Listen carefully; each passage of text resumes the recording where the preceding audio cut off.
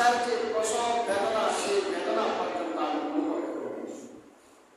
আল্লাহ রাব্বুল আলামিন নবীকে মা আমিনার মাধ্যমে মা আমিনার গর্ভে রাখা দুনিয়াতে পাঠাইলেন। যে পেটের মধ্যে নবীজি জন্মগ্রহণ করেছে, নবী সাল্লাল্লাহু আলাইহি ওয়াসাল্লাম সেই পেট সবচেয়ে বেশি দামি। তো আল্লাহ রাব্বুল আলামিন বিশ্ব নবী রাহমাতুল লিল আলামিনকে দুনিয়াতে রহমত হিসেবে পাঠালেন, যেটা আল্লাহ তাআলা সূরাতুল আনবিয়ার মধ্যে বলেছেন, ওয়ালা আরসালনাকা ইল্লা রাহমাতাল লিল আলামিন।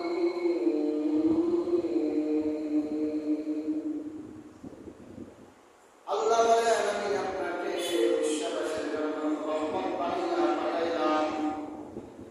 আপনি বলেন বিশ্ববাসীর জন্য রহমত, কিভাবে রহমত হইল? নবীজি দুনিয়াতে আসলেন, আসার আগে এই দুনিয়াটা ছিল আইয়ামে জাহিলিয়াত, অন্ধকারের যুগ। যে অন্ধকারের মধ্যে, যে যুগের মধ্যে নবী যখন জন্মগ্রহণ করত, মেয়েগুলিকে জীবিত দাফন করে দিল। আল্লাহর নবী সাল্লাল্লাহু আলাইহি ওয়াসাল্লাম দুনিয়াতে এসে অন্ধকারের যুগ, বরবাদের যুগকে দূর করে সোনালী যুগ বানালেন। বলেন সুবহানাল্লাহ। এই নবীজি বলেন, খায়রু উম্মতি করনি সুম্মা আল্লাযীনা ইয়ালুনহুম সুম্মা আল্লাযীনা ইয়ালুনহুম। আমার উম্মতরা, আমার যুগে যারা ছিল তারা হলো সোনালী যুগের সোনালী মানুষ, তারপরে যারা সাহাবীর যুগ, তারপরে যারা তাবিঈন যুগ, তারা ছিল সোনালী যুগের সোনালী মানুষ। আল্লাহর নবী বলেন, তারা হলো সোনালী যুগের সোনালী মানুষ। নবীজির সময় কোনো সাহাবী সিধা পাক্কা ছিল না। নবীজির সময় কোনো সাহাবী মৃত্যুর ছিল না, কোনো সাহাবী সিধা পাক্কা ছিল না। নবীজির যুগ শেষ, সাহাবীর যুগ শেষ, তাবিঈন যুগ শেষ, তাবিঈন যুগ শেষ, তখন আসছে সিধা পাক্কার জমানা। সন্তান বাবাকে ধোঁকা দেয়, সন্তান বাবাকে ধোঁকা দেয়, মাকে ধোঁকা দেয়, বাবাও সন্তানকে ধোঁকা দেয়, মিথ্যা কথা বলে। কিন্তু সেই সময় এমন ছিল না। সেই সময় যারা ছিল তারাই ছিল সোনালী যুগের সোনালী মানুষ। বিশ্ব নবী রাহমাতুল লিল আলামিন দুনিয়াতে আসলেন, আল্লাহ তাআলা রহমত বানাইয়া পাঠাইলেন। নবীজি হাদিসের মধ্যে বলেন, আল্লাহ নবীকে যারা ভালোবাসবে, যে তার সুন্নতকে ভালোবাসবে, সে তাকে ভালোবাসলো। মান আহাব্বা সুন্নতি ফাকাদ আহাব্বানি। যারা নবীজি সাল্লাল্লাহু আলাইহি ওয়াসাল্লামের সুন্নতকে ভালোবাসলো, সে নবীজিকে ভালোবাসলো। ওয়া মান আহাব্বানি কানা মাই ফিল জান্নাহ। নবীজি বলেন, যে আমাকে ভালোবাসবে সে আমার সাথে জান্নাতে থাকবে। বলেন সুবহানাল্লাহ। এই হাদিসের মধ্যে দুইটা অংশ। এক নম্বর অংশ হলো মান আহাব্বা সুন্নতি, যে আমার সুন্নতকে ভালোবাসলো, ফাকাদ আহাব্বানি, সে আমাকে ভালোবাসলো। এক নম্বর অংশ। মান আহাব্বা সুন্নতি ফাকাদ আহাব্বানি, যে আমাকে ভালোবাসলো, সে আমার সুন্নতকে ভালোবাসলো। এক নম্বর অংশ। ওয়া মান আহাব্বানি কানা মাই ফিল জান্নাহ। দুই নম্বরে নবীজি বলেন, যে আমাকে ভালোবাসবে সে আমার সাথে জান্নাতে যাবে। রবিউল আউয়াল মাস, 12 রবিউল আউয়াল 570 খ্রিস্টাব্দে নবীজি সাল্লাল্লাহু আলাইহি ওয়াসাল্লাম দুনিয়াতে আসলেন। এই দিনকে কেন্দ্র করে নামকে হচ্ছে কিছু আশিকে রাসূল, তারা মিলাদুন নবী পালন করে, নবীজির জন্মদিবস পালন করে, নবীজির নামে জশ্নে জুলুস, তারা মিটিং মিছিল করে, বড় ধরনের শোডাউন তারা দেয় নবীজিকে কেন্দ্র করি না। আমরা জানবো জন্মদিবস পালন করা এটা কতটুকু শরীয়ত সম্মত। নবীজি সাল্লাল্লাহু আলাইহি ওয়াসাল্লাম 40 বছরের মধ্যে কোনো জন্মদিন পালন করেন না। ওনার জন্মদিন কেউ পালন করত না। সাহাবায়ে কেরাম আবু বকর, উমর, উসমান, আলী, যারা ছিল কিবারে সাহাবায়ে কেরামের অন্তর্ভুক্ত,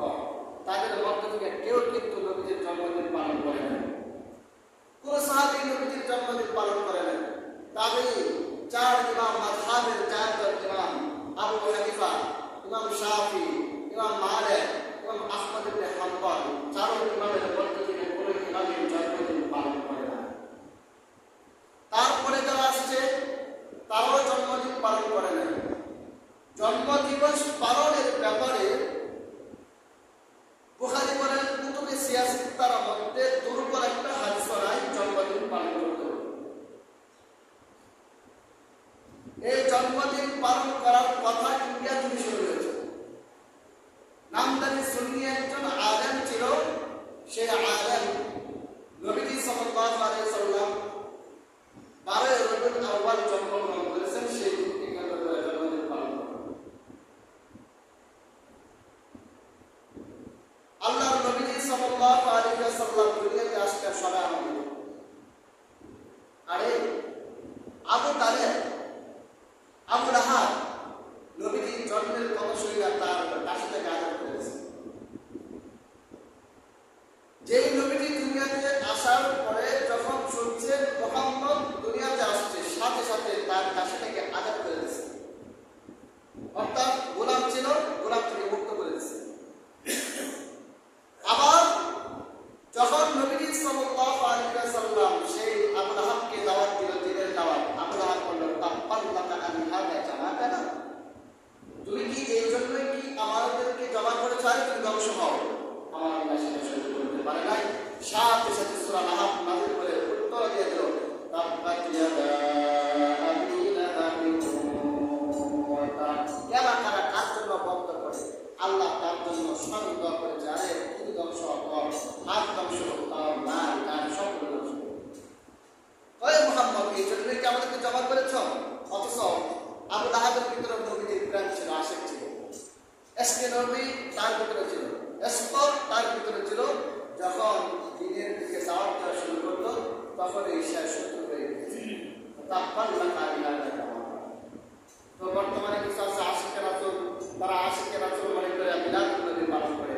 আচ্ছা ঠিক আছে, নবীজি এই দিনে জন্মগ্রহণ করেছেন মানলাম, তাহলে তো নবীজি এই দিনে মৃত্যুবরণ করেছে, তার মানে নবীজি এই দিনে মৃত্যুবরণ করেছে, এই দিনে খুশি দিনে আমরা জন্মদিবস পালন করি।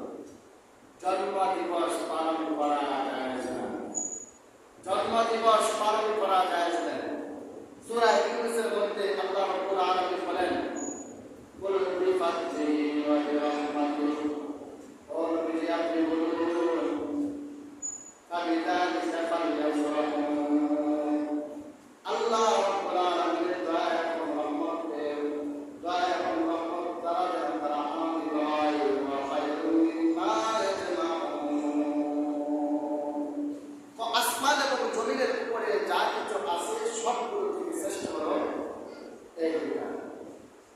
এখন প্রশ্ন হলো, এখান থেকে সুন্নিরা বলতেন, কুল বিফাদলিল্লাহি ওয়া বিরহমাতিহি ফাবিযালিকা ফালইফরাহু। আয়াতের তাফসীর করেছেন ফাদাল্লাহ ওয়া রহমত দ্বারা উদ্দেশ্য হলো কুরআন। কেউ আবার তাফসীর করেছেন কুরআন এবং রাসূলের সুন্নাহ, রাসূলের সুন্নাহ, রাসূলের আদর্শ, এটাকে তাফসীর করেছে সুন্নি আলেম। ফায়ার দ্বারা উদ্দেশ্য হলো মিলাদুন নবী, ফালইফরাহু দ্বারা উদ্দেশ্য হলো রসুলের দরুদ। কুল বিফাদলিল্লাহি ওয়া বিরহমাতিহি দ্বারা উদ্দেশ্য হলো মিলাদুন নবী, ফাবিযালিকা ফালইফরাহু দ্বারা উদ্দেশ্য হলো রসুলের দরুদ। সুন্নিরা ব্যাখ্যা করেছে, ব্যাখ্যা কি করা দরকার ছিল আর তারা করেছে কি? তো আজকে আশিকে রাসূলের কিছু পরিচয় দিব, রাসূলের সাহাবীদের ভিতরে কেমন আশকা ছিল, রাসূল প্রেম কেমন ছিল, আর বর্তমানে কিছু সুন্নিদের ভিতরে কেমন আছে। এক নম্বর কথা হচ্ছে, জন্মদিবস পালন করা যায় না। আপনার সন্তান হয়েছে, আমাদের সন্তান আছে, এতই আবেগ যদি থাকে, বেশি আবেগে আপ্লুত হয়ে সন্তান এই দিনে জন্মগ্রহণ করেছে, জন্মদিবসে কেক কাটা হয়, এই দিনকে কেন্দ্র করে আয়োজন করা হয়, সেটা খাওয়া যায় না। জন্মদিনকে কেন্দ্র করে কেক কাটা, জন্মদিনের কেক পাওয়া যায়, সেখান থেকে কেক নিয়েছে, কেক কাটা কি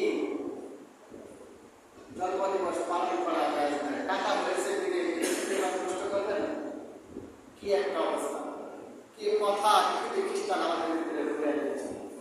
মুহতারাম হাজির, সাহাবীদের ভিতরে এবং রাসূল সাল্লাল্লাহু আলাইহি ওয়াসাল্লামের ভালোবাসা ছিল। সাহাবীদের বিষয়টা পরে দিয়ে আসি, একটা খেজুর গাছের ভালোবাসা রাসূল সাল্লাল্লাহু আলাইহি ওয়াসাল্লামের প্রতি আপনি আমার চেয়ে অনেক বেশি ছিল। যেই সময়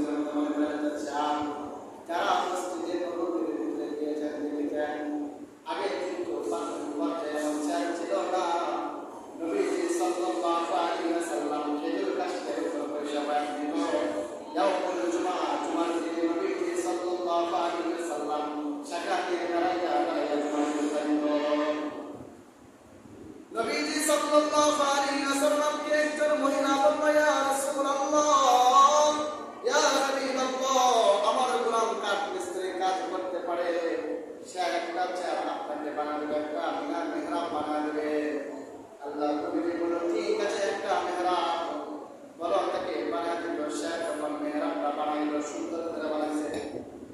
মেহরাবটা বানানোর পর ইয়াউমুল জুমা শুক্রবার দিন খেজুর গাছটাকে চলে রাখিয়া মিস্ত্রির হাতের বানানো কাঠের মেহরাবটাকে খেজুর গাছের জায়গায় রাখলো। নবী সাল্লাল্লাহু আলাইহি ওয়াসাল্লাম জুমার দিন খুতবা দেওয়ার জন্য যখন বয়ান করার জন্য নিচের উপর বসেছেন, বুখারী শরীফের রিওয়ায়াতের মধ্যে পাওয়া যায় ইমাম বুখারী রাহমাতুল্লাহ আলাইহি বলেন, খেজুর গাছটা উটের মতো কান্নাকাটি শুরু করে দিয়েছেন। উট যেভাবে ডাকাডাকি করে কান্নাকাটি করে খেজুর গাছটা সেভাবে কান্নাকাটি করতেছে। আরেক রিওয়ায়াতের মধ্যে পাওয়া যায় মানুষ যেভাবে বিপদে পড়লে কান্নাকাটি করে, কারো পছন্দের কারণে যেভাবে মানুষ কান্নাকাটি করে খেজুর গাছটা পর্যন্ত সেভাবে কান্নাকাটি করতেছে। তো বুখারী শরীফের হাদিসের মধ্যে আছে, এই হাদিসের বর্ণনা আবু দাউদের মধ্যে আছে, বিভিন্ন বর্ণনার মধ্যে পাওয়া যায়। নবীজি সাল্লাল্লাহু আলাইহি ওয়াসাল্লাম যখন সাহারের মধ্যে বসেছে খুতবা দিতে, এমন সময় কান্নার আওয়াজ শুনতেছে, সাহাবায়ে কেরাম কান্নার আওয়াজ শুনতেছে, খেজুর গাছের কান্নার আওয়াজ। এক পর্যায়ে নবী সাল্লাল্লাহু আলাইহি ওয়াসাল্লাম খেজুর গাছটাকে বলল, এই খেজুর গাছটা তুমি কেন কান্নাকাটি করো? কান্নাকাটি করো না। এক বর্ণনার মধ্যে পাওয়া যায় যখন নবীজি বলল কান্নাকাটি না করার জন্য, তখন খেজুর গাছ কান্নাকাটি বন্ধ করে দিল। আরেক বর্ণনার মধ্যে পাওয়া যায় নবীজি সাল্লাল্লাহু আলাইহি ওয়াসাল্লাম চারদিকে উঠে গিয়ে সাথে সাথে খেজুর গাছটাকে উটের মধ্যে ধরায় নিয়েছে। ধরা নেওয়ার সাথে সাথে খেজুর গাছ কান্না বন্ধ করে দিয়েছে। আরেক বর্ণনার মধ্যে পাওয়া যায় নবীজি সাল্লাল্লাহু আলাইহি ওয়াসাল্লাম খেজুর গাছটাকে বলল, এই খেজুর গাছ তুই কান্নাকাটি করিস না, মসজিদে নববীর গুড়ার মধ্যে তুই আবার জীবিত হয়ে জীবিত খেজুর গাছের মতো জীবিত হয়ে তুই থাকবে। তোর কাছ থেকে মানুষেরা খেজুর আহরণ করবে, খেজুর নেবে, কিয়ামত পর্যন্ত তুই জীবিত থাকবে, তুই আর মৃত্যুবরণ করবে না। আরেক বর্ণনার মধ্যে পাওয়া যায় আল্লাহ তাআলা এই খেজুর গাছটাকে জান্নাতের মধ্যে প্রবেশ করাবেন। তো খেজুর গাছের ভিতরে নবীজির প্রাণ ছিল। নবীজির বিচ্ছিন্নতা খেজুর গাছে সহ্য করতে পারে নাই। নবীজি তখন মৃত্যুবরণ করল। আবু বকর শুনে বিশ্বাস করে নাই, না নবীজি মৃত্যুবরণ করে নাই। উমর রাদিয়াল্লাহু তাআলা আনহুকে যখন মৃত্যুর সংবাদ দিল, উমর তলোয়ার নিয়ে দাঁড়িয়ে রয়েছে, তিনি দাঁড়িয়ে গিয়েছে, যা বলবে মুহাম্মদ নবীজি সাল্লাল্লাহু আলাইহি ওয়াসাল্লাম দুনিয়া থেকে চলে গিয়েছে, তার কন্যা মারা হবে। আবু বকর, উসমান, আলী কেউ বিশ্বাস করে নাই। নবীজির একজন সাহাবী হাল চাষ করতেছিল, ওই সাহাবী হাল চাষ অবস্থায় যখন এই কথা শুনল নবীজি দুনিয়া থেকে চলে গিয়েছে, সাথে সাথে সে ক্ষেতের মধ্যে লুটিয়ে পড়েছে আর আল্লাহর কাছে দোয়া করলো, হে আল্লাহ, আল্লাহুম্মা যাহাব বাসারি, ওই আল্লাহ আপনি আমার দৃষ্টি শক্তি সরায় নেন, হাত্তা লা আরা বাদা হাবিবি সাল্লাল্লাহু আলাইহি ওয়াসাল্লাম, নবীজির পরে আমি আমার এই চক্ষু দ্বারা আর কাউকে দেখতে চাই না। মাকুফা বাসারহু, আল্লাহ রাব্বুল আলামিন তার চক্ষুটাকে বন্ধ করে দিল। নবীজি দুনিয়া থেকে চলে গেল। বেলাল বলল, আমি আর মসজিদের মধ্যে থাকবো না। মসজিদে নববীর মুয়াজ্জিন ছিল বেলাল। তার কণ্ঠ ছিল না ভালো, তার মুখটা ছিল ভালো, নাকটা ছিল মোটা, ঠোঁটটা ছিল মোটা, হাতের তালু ছিল কালো। বেলাল হাবশি বেলাল। বেলালের কণ্ঠ ভালো না থাকার কারণে দেখেন রাসূলের প্রতি বেলালের প্রতি আশক মহব্বত ছিল। বর্তমানে আশিক রাসূলের সাথে কোনো বাণিজ্য পাওয়া যায় না, তারা শুধু জিলাপি খাওয়ার আশিক রাসূল। নবীজি যখন কোনো কোরআন নবীজিকে নিয়ে কটূক্তি করে, তখন তাদেরকে কটূক্তির প্রতিবাদ করার জন্য পাওয়া যায় না। তারা অনুমান করতে কাজ করে না, তারা শুধু জানে এই মিলাদুন নবী পালন করা এবং জিলাপি বিতরণ করা, বিতরণ করা। কিন্তু বেলালের ভিতরে কেমন ভালোবাসা ছিল! বেলাল রাদিয়াল্লাহু তাআলা আনহু মসজিদে নববীর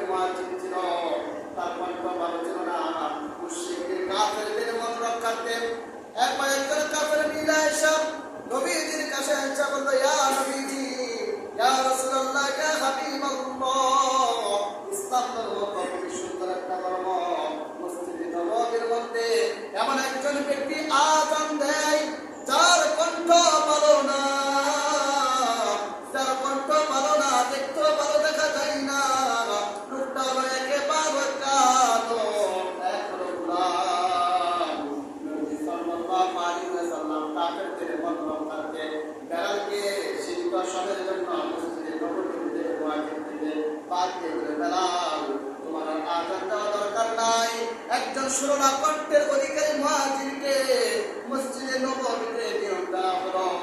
যখন সে ফজরের আযান দিল, এমন একজন ব্যক্তিকে নিয়োগ দেওয়া হলো যার কণ্ঠ ভালো, ফজরের আযান দিল। সেদিন জিবরিল আমিন আল্লাহ রাসূলের কাছে এসে বলল, ইয়া রাসূলুল্লাহ, ইয়া হাবিবাল্লাহ, আজকে কি মসজিদের নববীর মধ্যে আযান হয় না? নবী বলল, ও জিবরিল, আযান তো হয়েছে। জিবরিল আমিন বলল, ইয়া রাসূলুল্লাহ, ইয়া হাবিবাল্লাহ, বেলাল যখন আযান দিল, প্রথম আসমান সাত করে দ্বিতীয় আসমান সাত করে একেবারে আরশে আজিমের পর্যন্ত গিয়ে পৌঁছতো। আজকের আযান তো প্রথম আসমান পর্যন্ত যায় নাই। আল্লাহর কাছে যাবে তো দূরের কথা, আরশে আজিমের কাছে যাবে তো দূরের কথা, প্রথম আসমানে এই আযান যায় নাই। বেলাল রাদিয়াল্লাহু তাআলা যখন মসজিদে নববী থেকে মুয়াজ্জিনের পদ থেকে বাদ দেওয়া হলো, বেলাল নিরাশ হয় নাই। আল্লাহর কাছে নামাজ পড়ে দোয়া করে, আল্লাহ, নবীজি মসজিদে নববীর মুয়াজ্জিন থেকে আমাকে বাদ দিয়েছে, কোনো কষ্ট হয় না, কোনো কষ্ট নাই।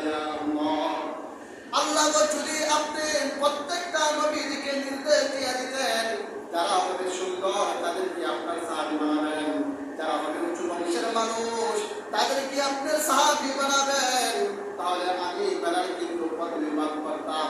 আল্লাহ গো, নবীজি আমাকে মসজিদে নববী থেকে বাদ দিয়ে দিয়েছে, মুয়াজ্জিনের পদ থেকে, তাতে কোনো দুঃখ নাই। আল্লাহ, আমি তো রাসূলের সাহাবী এখনো আছি। আল্লাহ গো, তাতে কোনো আমার দুঃখ নাই।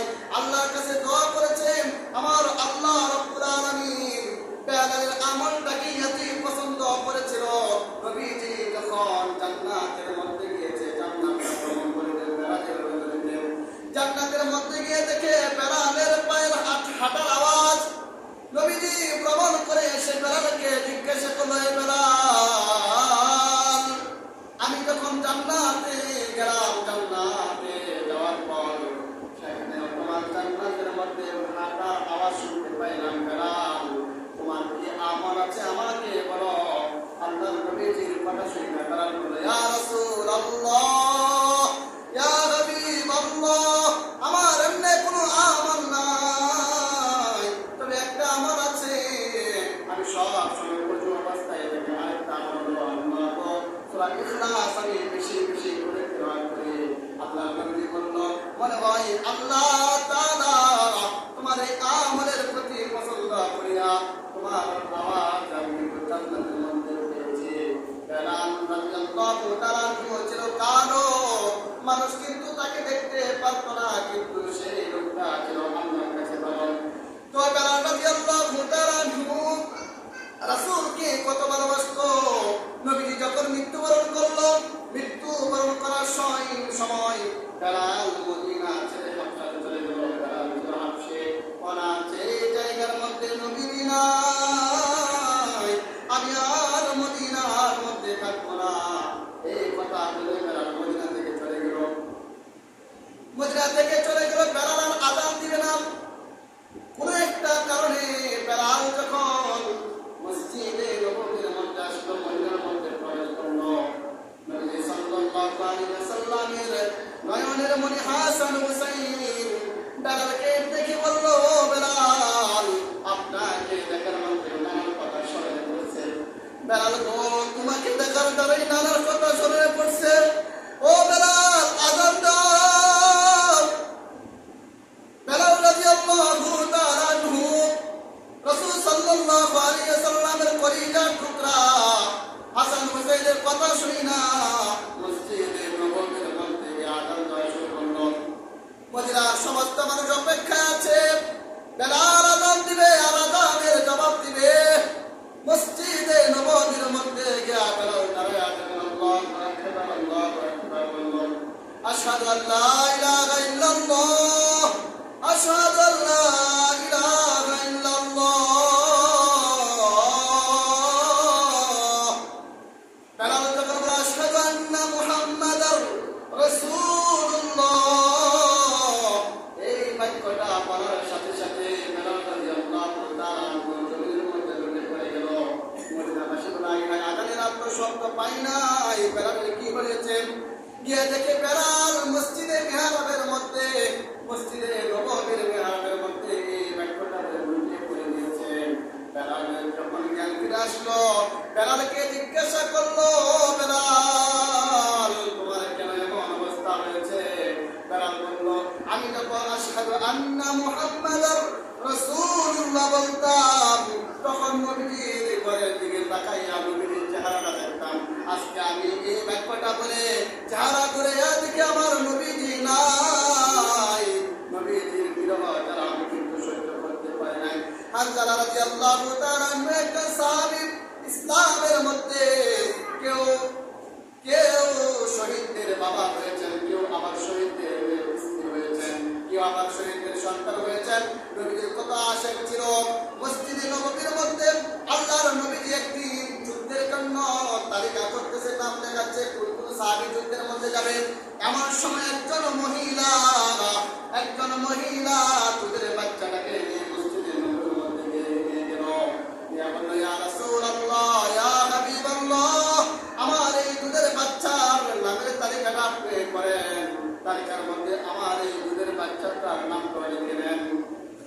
নবীজি সাল্লাল্লাহু আলাইহি ওয়াসাল্লাম ওই মহিলার কথা শুনে বলল, এই মহিলা, আমি তো খেলাধুলা করার জন্য নাম লেখাচ্ছি না, আমি তো যুদ্ধ করার জন্য যেই সমস্ত সাহাবায়ে কেরাম যুদ্ধ করবে তাদের নামের একটা তালিকা করতে পাহাড় আসন নির্ধারণ করতেছি। তোমার সন্তান তীর চালাতে পারবে না, তোমার সন্তান ঘোড়া চালাতে পারবে না, তোমার সন্তান দৌড়াদৌড়ি করতে পারবে না।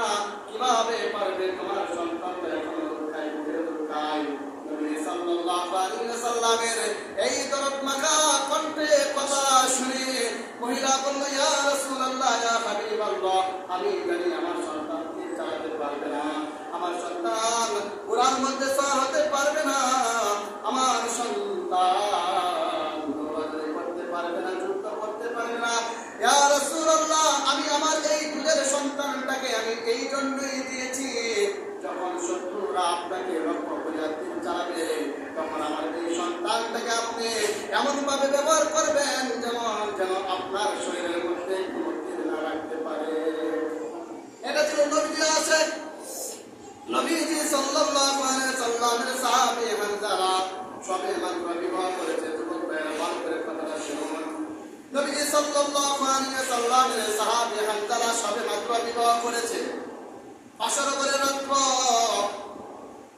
স্ত্রীর সাথে মুজামাত করেছে। মুজামাত করার পর সে গোসল করবে, লুঙ্গি হাতে নিয়েছে, মদিনার গুলো দিয়া যাইতেছে আর বলতেছে, মুহাম্মদ নাই রে, মুহাম্মদ নাই। এই কথাটা যখন বলল, আল্লাহ রাসূলের সাহাবী হানজালা বলল, কি যেন আমি শুনতে পাইতেছি, মদিনা রাস্তা দিয়ে হাঁটতেছে আর বলতেছে, মুহাম্মদ নাই রে, কুতিলা মুহাম্মদ, কুতিলা মুহাম্মদ, মুহাম্মদ আর নাই। এই কথাটা হানজালা রাদিয়াল্লাহু তাআলা আনহু শোনার সাথে সাথে লুঙ্গিটাকে করে রেখে তারা তরবারিটা হাতে নিয়ে ঘর থেকে বের হয়ে গেল। হানজালার বিপদ, আমার স্বামী, আপনার উপর গোসল ফরজ হয়েছে, আপনি গোসলটা করে যান না। স্বামী বলল যে নবীজি দুনিয়ার মধ্যে নাই, আমি গোসল দিয়ে কি করবো?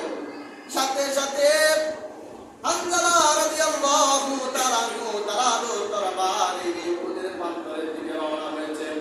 উহুদের প্রান্তরে গিয়ে যুদ্ধ করতে করতে হানজালা রাদিয়াল্লাহু তাআলা শহীদ হয়ে গিয়েছে। নবীজি সাল্লাল্লাহু আলাইহি ওয়াসাল্লাম এমন সময় একটা ঘটনা ঘটেছেন। শয়তান বলল, কে যেন বলল, মুহাম্মদ আর দুনিয়ার মধ্যে নাই। মদিনার সমস্ত মহিলাদের ভিতরে নবীজির কথা ছিল। মদিনার সমস্ত মহিলারা অস্থির হয়ে গিয়েছে। একজন মহিলা বলতেছে, নবীজি কি অবস্থায় আছে?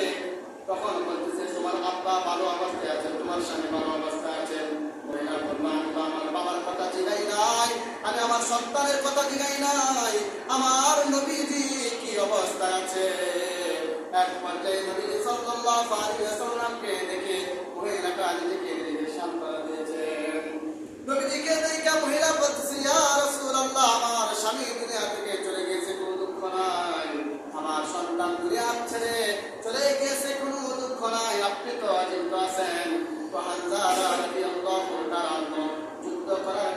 তলোয়ার নিয়ে উহুদের প্রান্তরে চলে গিয়েছে।